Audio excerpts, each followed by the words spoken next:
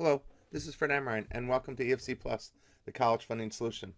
This video has to do with FAFSA and DRT for academic year 2017-2018. This year, there's a change in the financial aid process called prior. It's also been called early FAFSA, which means the FAFSA will be available October 1st versus the normal process that started on 1/1 of each year. The biggest change now is that we'll be using a prior year tax return. So for 2016, we will be using the 2015 taxes to submit our FAFSA. This means the tax information will be over 18 months old when the financial awards are actually deployed. The reason for this change was to improve the utilization of the IRS system and FAFSA system, and for people to have better understanding of their EFC before their application process begins. The whole goal of the Department of Education was to simplify the FAFSA process. With this change, it inverts the prior use of the DRT system. In past years, it was done at the back end due to the availability of the IRS system and your taxes being finalized. With the change of prior, it will now move to the front end of the system, where you'll use DRT to bring in your information to complete the FAFSA, which is a little bit different.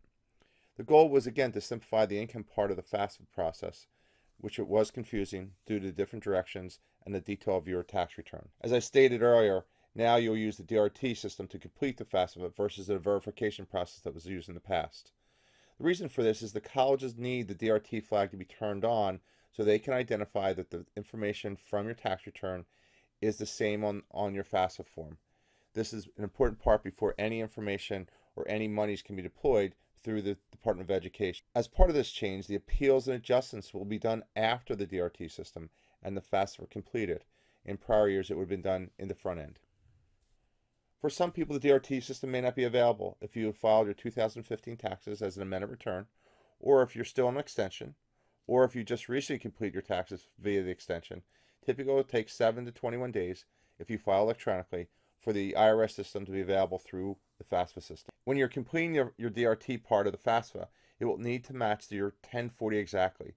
I would recommend you take out your 1040 to make sure that things like your middle initial or abbreviations such as street and lane are spelled out matching exactly how your tax form is stated. With some complicated returns, it is also not available. If this is true and you're not able to make the matching work, you can submit the FAFSA manually, as you had in the past, and then request a tax transcript, which will be part of the verification process that you'll need to send to the schools. This will be a little more difficult, and hopefully the DRT system will work for you. There could be some issues now that the DRT system is on the front end. Again, it needs to be done first, but if you've had a divorce or separation, a downsizing or income change, or even death, these would be reasons why you would need to appeal the process. There are a few exceptions to this.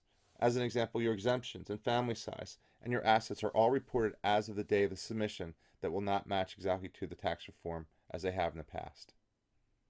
My name is Fred Amrine. Thank you for joining us on EFC Plus, and please sign up for our newsletter or the channel, and I appreciate your time. Have a great day.